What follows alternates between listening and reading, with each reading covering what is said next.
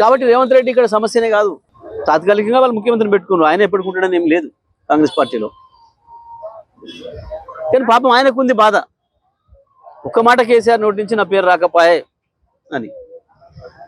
కేసీఆర్ దానికి ఎందుకు నీ పేరు?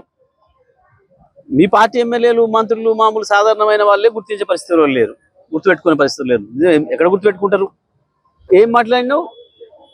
ఎందుకు విలన్ అయింది కాంగ్రెస్? తెలంగాణ ఇచ్చినందుకు అన్నావు కదా, తెలంగాణ బిడ్డల్ని చంపినందుకు విలన్ అయింది. ఉన్న తెలంగాణను తీసుకుపోయి ఆంధ్రాలో కలిపినందుకు విలన్ అయింది. ఇచ్చిన హామీలు తుంగలో దొక్కి తెలంగాణను మోసం చేసినందుకు విలన్ అయింది. పెడుతుండు మళ్ళీ కేసీఆర్ గురించి. ఎందుకు కేసీఆర్ ఫామ్ హౌస్లు ఉన్నా భయపడుతున్నాడు?